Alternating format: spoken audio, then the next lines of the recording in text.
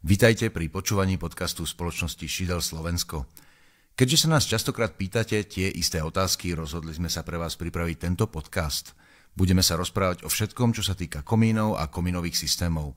Volám sa Juraj Benda a na moje otázky bude odpovedať technický riaditeľ spoločnosti Šidel Slovensko Maroš Plško. Dobrý deň. Dobrý deň. Pán Plško, v dnešnom podcaste si povieme niečo o prevádzke a údržbe komína, krbu a kachly alebo iného spotrebiča.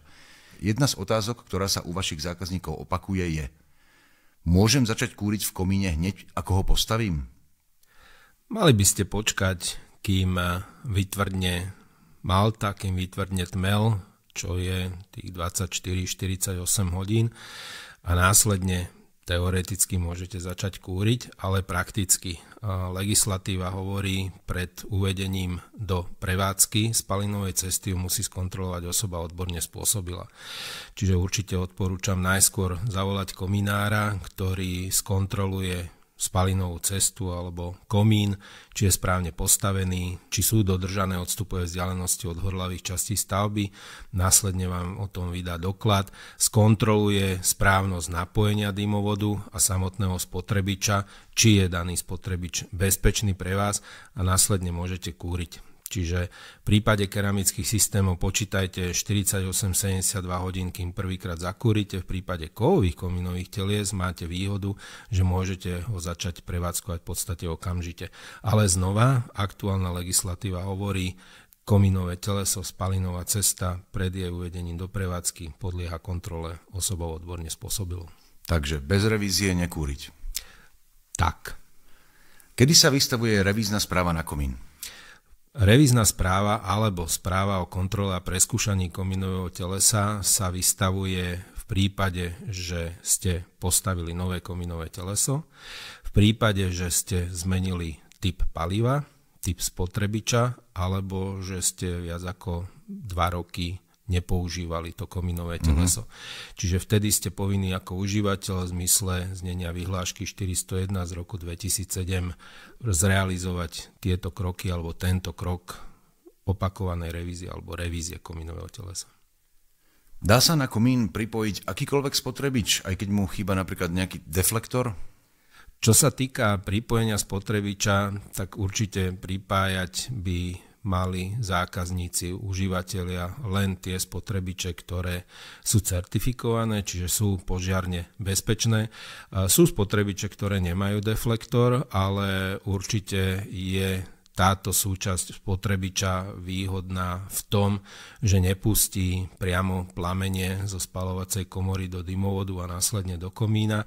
Všetci vieme, že na Slovensku sú majstri alebo užívateľia, ktorí niekoľkonásobne, a tým nemyslím 2-krát alebo 3-krát, ale aj 5, 6, 7-krát prekročia maximálne prípustné množstvo paliva, a vtedy, keď zapálite od spodu, čo je nie správne zapálenie spotrebiči alebo v drvej väčšine spotrebičov, tak samozrejme dojde k výraznému nárastu teploty a vtedy teplotnému šoku je vystavené samotné komínové teleso, ale samozrejme aj ten spotrebič. Takže postupne treba teplotu zvyšovať? Čo sa týka zvyšovania teploty, tak nie je to žiadna veda. Stačí rešpektovať zdravý rozum alebo zabudnúť na to, čo nás staršie ročníky učili v pionierskej organizácii, možno tých mladších v skaute, že spravím pyramídu a dole ju zapálim a podobne. Nie, to zapalovanie alebo to zakurovanie aktuálne, ktoré aj prispieva k zníženiu emisí pevných častíc, PM2,5, PM10, tak položíte 3 drevá vedľa seba, 2 krížom cesto, na to dáte 2-3 triesky a papierovú vlnu alebo zapalovač a z vrchu zakúrite, tak týmto pádom postupne odhára od vrchu smerom dole. Znova opakujem, minimálne emisie, ideálne kúrenie, ideálny nárast teploty, čiže žiadny skokový, kedy zakúrite spomínanú pyramídu od spodu a 5 minút sa nič nedeje a potom zrazu máte plný výkon. Toto je pre mňa zaujímavá informácia, ja som tiež ten, ktorý kúrieva od spodu, ale ďakujem za poučenie. Môžem kúriť, keď mi presvíta oheň cez dvierka?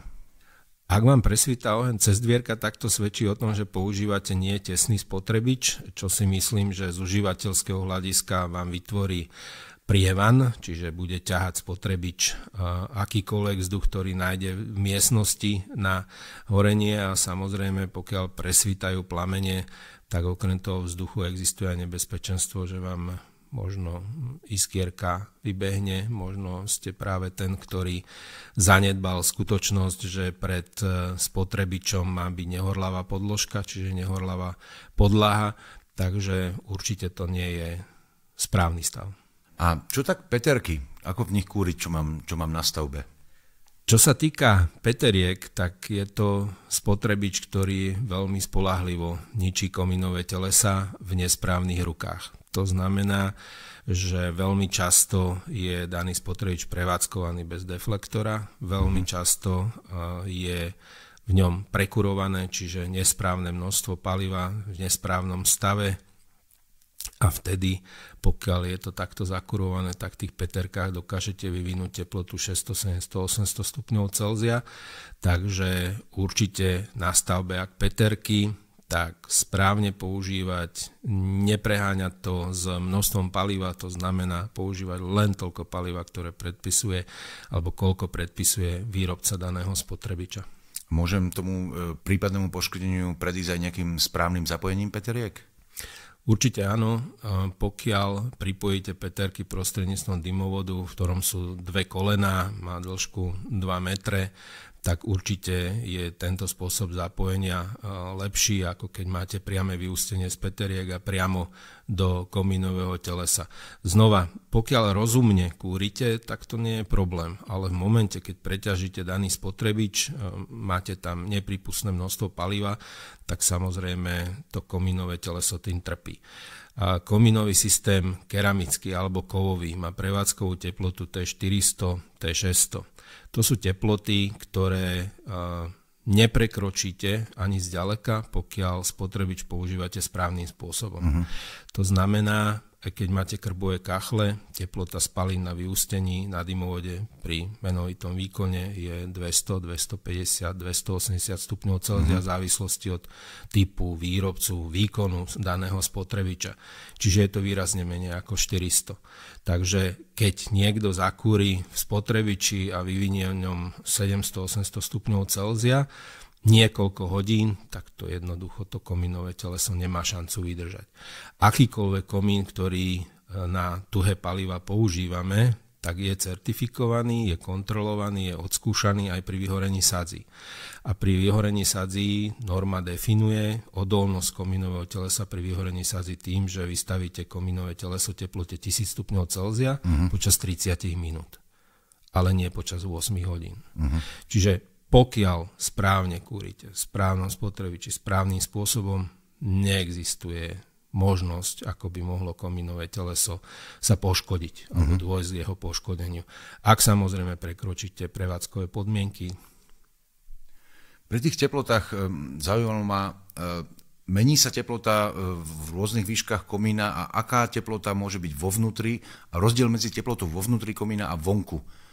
Čo sa týka teplot, tak samozrejme teplota sa mení. Pokiaľ idú spaliny komínovým telesom, tak na základe vonkajších vplyvov ochladzovania komínového telesa, tohto sme svedkom napríklad pri kovových komínových telesách, tak tam samozrejme tá teplota klesá. Zaústenie, dymovod, máte teplotu v sopuchu 250 stupňov Celzia, hore na vyústení môžete mať 100-150. Závisí od dĺžky spalinovej cesty, závisí od rýchlosti prúdenia spalín. Čiže toto sú také teploty, ktoré sa môžu vyskytnúť. Ak sa bavíme o teplotách na povrchu komínového telesa, tak pri keramických komínových systémoch, čiže betónová tvárnica z ľahčeného betónu, tepelno-izolačná vrstva vo vnútri šamotová vložka, tak na povrchu môžete mať 35-40 stupňov Celzia. Čo sa týka kovových komínových telies, tak sa bavíme o 70-80 stupňoch Celzia. Pri vyhorení sadzí na povrchu kovového komínového telesa môžete mať cez 300 stupňov Celzia. Čiže závisí bod merania, v akej výške, ako dlho kúrite, s akými teplotami, čiže to môže veľmi variovať a netreba brať proste danú tú konkrétnu hodnotu ako záväznú. Mení sa v čase, mení sa vo vzdialenosti. Áno. Spomínal ste vyhorenie sadzí. Kedy treba komín čistiť a ako často? Vyhorenie sadzí je následkom toho, že sa nestaráte o komínové teleso, kúrite nesprávnym palivom, v nesprávnom stave. Takže čo sa týka čistenia komínových telies, tak mali by sme sa riadiť výhláškou 401 z roku 2007, ktorá hovorí, že na tuhé palivá do 50 kW je povinný užívateľ toto komínové teleso, alebo lepšie povedané spalinovú cestu, čistiť a kontrolovať každé 4 mesiace.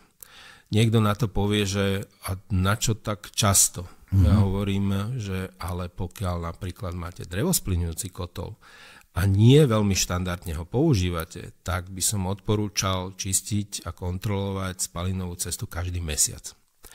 Tí, čo kúria v krbových kachliach, že zakúria raz za mesiac alebo raz za 2 týždne, používajú naozaj suché drevo, tak áno, každé 4 mesiace je často. Ale je to legislatíva, je to predpis a toho sa treba držať a treba dodržiavať. Určite by som komínové teleso skontroloval pred samotnou vykurovacou sezónou, kedy ste si potom následne istí, že spalinová cesta je v poriadku, nie je ničím upchatá, môžem pokojne zakúriť a následne po vykurovacej sezóne skontrolovať stav spalinovej cesty, koľko je tam sadzí, akým spôsobom, či nedošlo k poškodeniu. Takže 2-krát za rok, ale opakujem, treba sa riadiť predpismi a legislatívou, preto ich máme. Na čo si dať pri kúrení pozor? Pri kúrení už odznelo niekoľkokrát používať správne palivo v správnom stave. Pokiaľ sa potrebujete zbaviť starého dreva alebo stavebného dreva zo stavby, tak to nerobte takýmto štýlom, že to dáte do krbovej vložky. Ani keď máte borovicu na záhrade, tak nehačte šišky do krbu ani do krbových kachlí. Jednoducho používajte správne drevo v správnom stave so správnou vlhkosťou. Naozaj dokážete predísť veľa problémov. Môžem si čistiť komín aj sám? Áno. Môžete si čistiť komínové teleso sám, stačí vám na to zodpovedajúce technické vybavenie, čiže kúpite si zodpovedajúcu štetku pre kovové komínové telesa, plastová štetka s plastovými štetinami, prípadne pri nerezových komínových telesách kefa naozaj so štetinami z nehrdzavejúcej ocele. V žiadnom prípade nesmiete použiť štandardnú čistiacu kefu ocelovú, lebo tá by vám poškodila vnútornú časť a následne by došlo k šíreniu korózie, čiže došlo ku korózii samotnej vnútornej vložky. Pri keramických systémoch kľudne môže byť oceľová kefa, môže byť aj z nehrdzajúcej ocele, môže byť plastová a všetko závisí od toho, aké sadze ste vytvorili. Pokiaľ ste kúrili suchým drevom so správnymi teplotami, nedošlo k vytvoreniu tzv. Dechtu, tak to dáte úplne v pohode plastovou kefou dole. A teraz veľmi populárne je na plastových tyčiach plastová kefa, dáte do šroberky a čistíte. Takže čistiť komín si môžete aj sami. Treba si nájsť len systém, možno také odporúčanie, nečistiť komín cez dvierka, ktoré máte v obývačke. Manželka by z toho asi nemala veľkú radosť, ale skôr sa dostať hore na strechu, vyčistiť komínové teleso, nechať tie sadze padnúť dole, potom otvoriť dvierka a pohodlne sadze vybrať von. No a samozrejme, pokiaľ si čistíte komínové teleso sami, tak vie si o tom záznamy. Môže to byť dôležité pre poisťovňu, ak by došlo k nejakému problému s komínovým telesom a poistnému plneniu, tak to od vás budú požadovať, takže vie si o tom záznam. Ale čo sa týka toho čistenia a či sám, tak všetci sme majstrami na všetko, všetci vo všetkom šetríme, ale v tomto prípade by som odporúčal aspoň raz za rok nechať vyčistiť a hlavne skontrolovať to komínové teleso niekomu, kto vie, na čo sa má pozrieť, čiže osoba odborne spôsobila, kominár alebo revízny technik, tak dať skontrolovať tú spalinovú cestu práve im. Oni by mali skontrolovať ako spotrebič, napojenia, dymovod, vyčistiť, skontrolovať a samozrejme potom aj komínové teleso. Čo keď sme zabudli priviesť vzduch do spotrebiča na horenie? Pokiaľ ste zabudli priviesť vzduch na horenie do spotrebiča, tak je vaša pozícia veľmi ťažká. Lebo pod základovú dosku sa už nedostanete. Komínové teleso máte zrealizované. A jediná možnosť vám zostáva realizovať kanál na podlahe. Je to neestetické. A druhá možnosť je mať stále pootvorené okno. Samozrejme výhodou alebo výhoda je, pokiaľ vám nepostavili tesnú stavbu. Vtedy si ten potlak potiahne cez rôzne netesnosti, zásuvky, dvere, škáry a podobne, ale vaša pozícia nie je veľmi šťastná. Pokiaľ máte krbové kachle, ale tak mali by sme pre vás ponuku v podobe komínového telesa Permeter Smooth Air. To je kovové komínové teleso, ktoré viete dať na krbové kachle, ako máme v ponuke napríklad Sirius, Sargas alebo Mimas. Tieto spotrebiče umožňujú pripojenie komínového telesa s prívodom vzduchu, spomínaného Permeter Smooth Air, čiže spravíte zvislý dymovod, na spotrebič dáte toto komínové teleso a ten komín sa vám postará o prívod vzduchu a odvod spalín v jednej konštrukcii. Je zaujímavé. Keď sa mi zanáša v kachliach sklo, dymia mi pri horení, nehorí v nich dobre, čo to môže spôsobovať? Nedostatok kyslíka na horenie. Nedostatočný ťah, čiže tam tých okolností môže byť niekoľko, možno nie šťastná konštrukcia samotného spotrebiča, ale v druhej väčšine prípadov je to nedostatok kyslíka na horenie. Takže ono to viac menej aj znižuje výkon tých kachlí ako takých. Áno, samozrejme, pokiaľ máte nedostatok kyslíka, tak oheň nemá z čoho vlastne horieť, takže toto je následok. Dymí vám, máte problém so zanášaním skla, keď máte problém, keď otvoríte dvierka a jednoducho vám sa dostanú spaliny dovnútra. A v prípade, ak som takýto problém už odstránil, ako to sklo potom vyčistím, alebo vôbec všeobecne, ako vyčistím vnútornú výstelku spotrebiča? Čo sa týka čistenia skla, sú desiatky prípravkov, ktoré slúžia na vyčistenie skla, krbového skla od sadzí, čiže viete využiť takéto možnosti. Čo sa týka čistenia vnútornej výstelky, čiže šamotovej, ak som správne pochopil, tak tu nie je dôvod, aby ste čistili.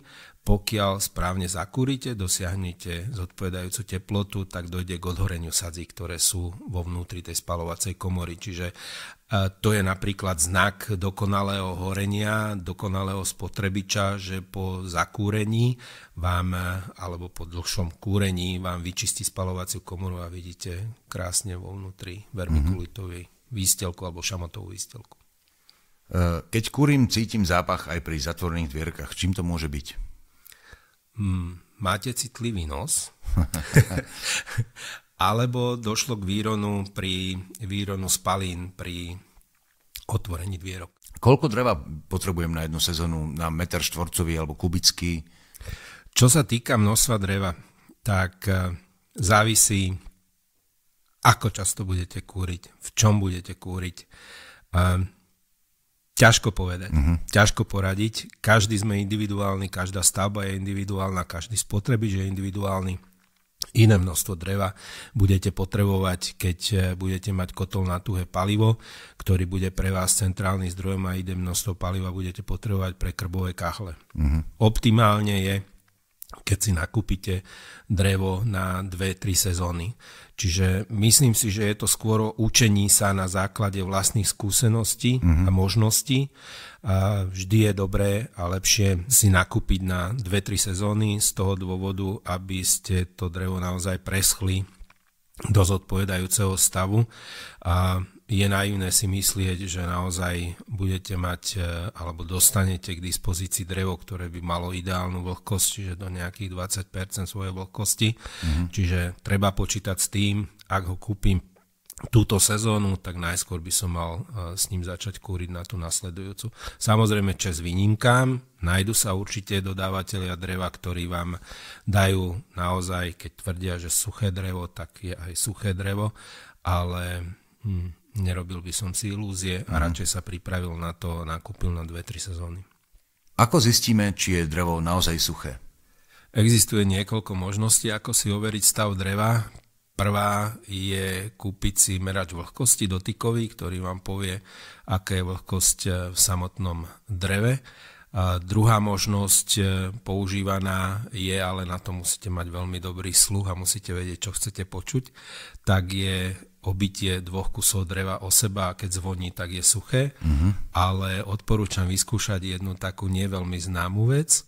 Zoberete poleno dreva, z jednej strany zostane plocha suchá, z tej druhej strany toho polena ho navlhčíte, nanesiete jar do veľkosti 2-eurovej mince a z tej suchej strany na tých 30 alebo 25 cm podľa toho, ako je poleno dlhé, z tej strany fúknete. Ak sa vám na druhej strane objaví pena, je to super, drevo je suché.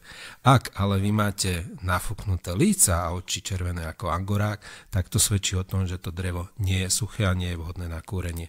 Takže v tom prípade musí drevo byť uložené na prievzdušnom mieste, prikryté jednoduchou fóliou, ktorou zabraníte poveternostnej vlhkosti, aby vám to stekalo, ale to drevo potom nechať 2 sezóny pekne vyschnúť. Dneska sme sa bavili veľa o bezpečnosti, rôznych nesprávnych technikách kúrenia a zapájania spotrebičov. Sú ešte nejaké iné veci, na čo si mám dať pri kúrení pozor, čo sme dneska nespomenuli? Spomínali sme správne drevo v správnom stave, dodržiavanie prevádzkového poriadku alebo návodu na použitie daného spotrebiča. Spomínali sme správne napojenie na komínové teleso, spomínali sme odstupy bezpečné od vonkajšieho povrchu komínového telesa. A v tej súvislosti opätovne spomeniem, treba si dať pozor na prestup kovového komínového telesa, či stropom alebo strechou.